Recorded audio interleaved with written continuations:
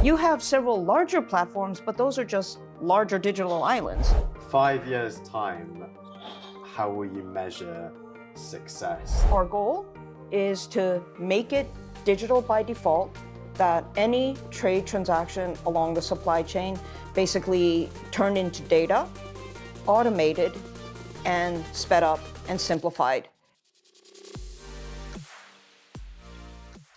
Pamela Ma is Managing Director of the ICC Digital Standards Initiative and, of course, member of the TTP editorial board. And through the DSI, she's been at the center of efforts to turn digital trade from an age-old, long-running industry with an ambition to something more practical, interoperable, and scalable, spanning standards, legal reform, and building the infrastructure needed to support trusted digital trade transactions.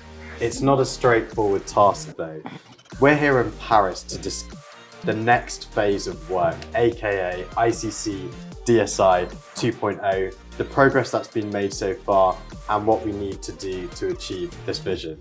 Pamela Ma, welcome. Thank you. So, 5 years or thereabouts, and I remember on the 4th of March 2020 when ICC announced the big Digital Standards Initiative. Where have we got to today? So I would say that we've made really good progress on the legal front. We are making progress on standards alignment across the supply chain, and we have a framework and a plan to deal with digital trust. So remember, our goal is to make it digital by default, that any trade transaction along the supply chain can actually be basically turned into data, automated, and sped up and simplified. And so, first question, is it legal? We're solving that. It's really clear that there's significant global momentum from a policy perspective and an on-the-ground implementation perspective, no matter what region you're looking at, including some of the deep emerging markets like in Africa and Southeast Asia and Latin America. There is really strong momentum. So my ambition and my expectation is that by, say, 2028, 2029, 80 to 90% of global trade will be conducted under MLETR aligned legal frameworks. So legal, it's happening. The second question, standards. I think from the time I took the position of DSI, there was actually a lot of questions over, is standards interoperability even possible? Okay, people actually doubted it. Then DSI actually started to tackle this. We started to line up the standards, look at where data needs to go on the supply chain, look at data maps for individual trade documents. And today, I don't think the industry actually doubts that it's possible. It's just a question of going to do it. But we have the standards. Sorry? We do already have the standards. Yes, I think that's a yes. key part. We're not creating new standards. We're simply allowing them to interoperate both within individual trade documents and within a corporate entity, such as between its external trading partners and its own ERP. So a core part of our strategy for this year is to really connect up ERPs and IT infrastructure to the rest of the trade ecosystem, which for trade would be a massive step forward because we haven't actually engaged significantly the ERP community. And they're the ones holding all the corporate data. They're the ones who are enabling corporations to form digital trade records. And we want to make sure, are they standardized, globally interoperable? Are they easily ingestible? And can they be trusted? The trust element really requires their engagement because they're the ones with the know-how to generate trusted electronic records, data for the rest of the supply chain, for the rest of corporate needs, finance, sustainability, reporting, and so on. So we need to take that expertise and bring it to trade. And what about data, the third part? What's the progress there? So with the ERP providers, we did have our first engagement effort last year at the WTO. This year, we'll be going one-to-one engagement with, we've got a list of about 60. Globally, there's about 140, but we think with the top, say 10 to 20, that's actually the nucleus.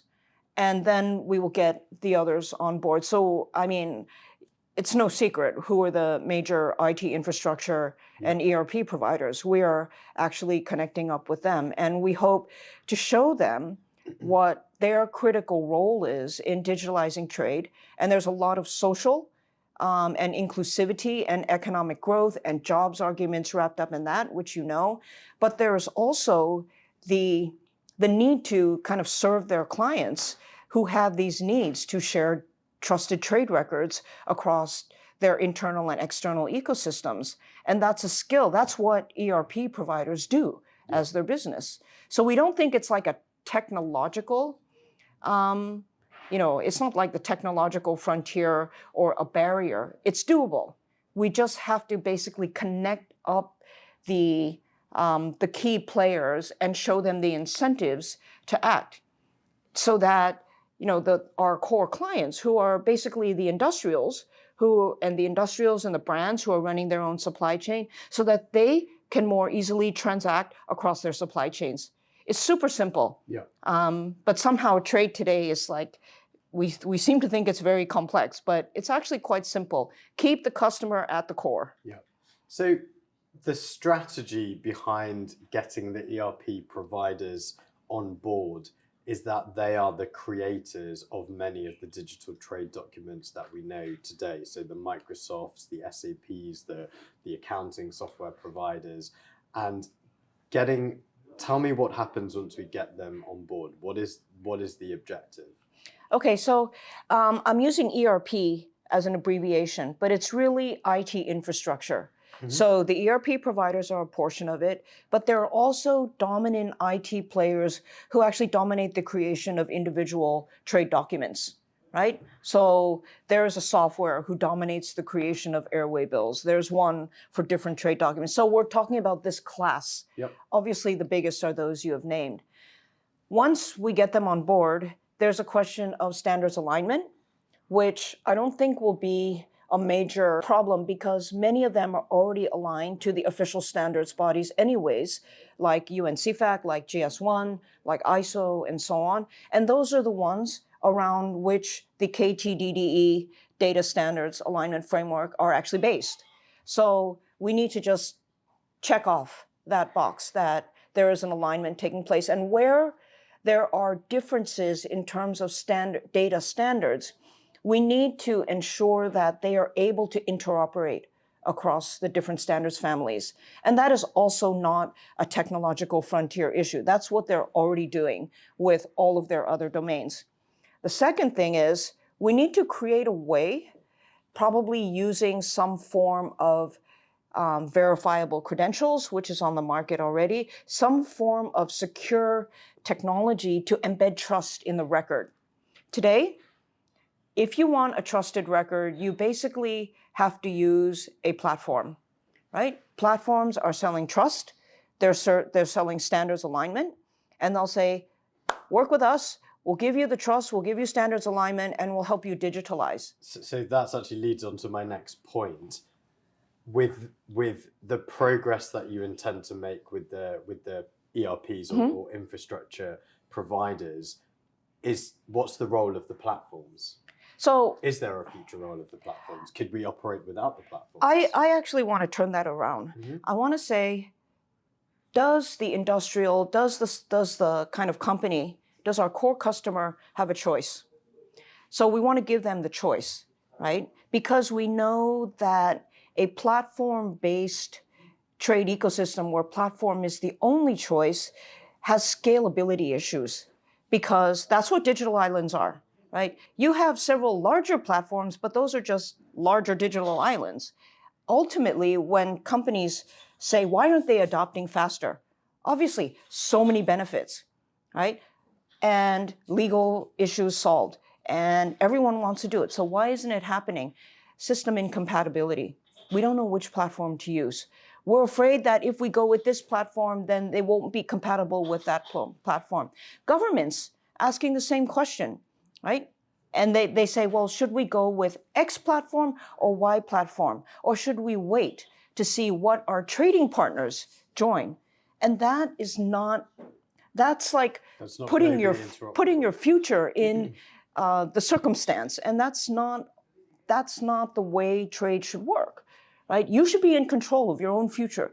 Your pace of adoption should be determined by your willingness to actually undergo the transformation required. So all we're doing by working with organizations which can put trust back in the record so that I can email you a trusted ETR, electronic transferable record. And we don't necessarily need to use a third party, it's just me to you. And that's the choice that we want to give to organizations, that they should be able to open up and read and manipulate and ingest an electronic trade record with any software that they're using.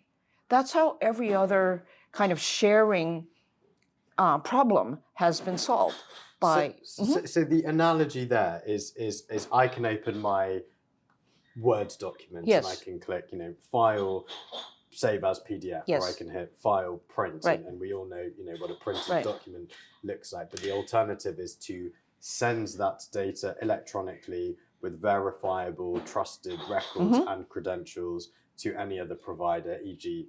my bank, my financier, and the customer doesn't need to think about it, the bank doesn't need to think about it. And your counterpart, the person who you sent it to, should be able to easily ingest that smartly to their ERP, no matter which ERP provider they're using, right? And today under, I don't want to make it sound like it's magic, but verifiable credentials is one of the ways that you could actually do that, where you have the record, it's traced, it's signed, so you know it's authentic, and that signature is linked back to a digital identity. So we need to solve trust and identity together. And that's actually why we want to involve also the ERP providers, because they're the one who is enabling the companies to actually create the records. So it's actually it's actually the freedom to use whatever platform or software you are using, system agnostic, because your record, your data bundle is actually secure and not dependent on having, on living within a given platform or network or digital island. We want to solve the digital islands problem because it's not scalable. So final question, ICC DSI 2.0 or maybe 3.0, because I think I've done a 2.0 interview. 3.0 is digital trade harmonized interoperable ecosystem. Fine. 5 years' time, how will you measure success to say that you've achieved the outcomes that you stated today? So we are creating benchmarks. Obviously, we've done the EBL benchmark, usage of EBL with the FIT Alliance. 85% by 2030? Give or take. Are we on track? Actually, it's according to DCSA, it is 12%. Obviously, there's huge regional variance. China is around probably over 20. But basically, this is one metric. We're also working on a financial digitalization metric around the bill of exchange, around the digitalization of trade finance. The World Customs Organization already has measures of electronic submission of compliance documents, and we want to work to get greater clarity on that as well. So we've got these measures of the usage of documents. The real proof in the pudding is actually on the ground, because we have some great statistics on like the digitalizations of customs procedures, but there's huge variance, right? It's not, digitalization could just mean that there's electronic submission, but that submission is subject to national, proprietary, or otherwise single-use standards. That's not the world we want to go to. We want to enable this trade record to actually flow within the supply chain, because that's what will enable us to get the speed and accuracy and efficiency, but also aggregate the data and use that to solve other problems like the trade finance gap, like inclusivity, like the participation of SMEs in trade. So we're hard at work, but we're making progress.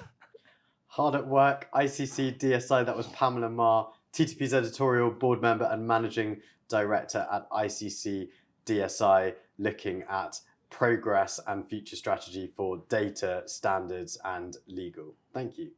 Thank you so much.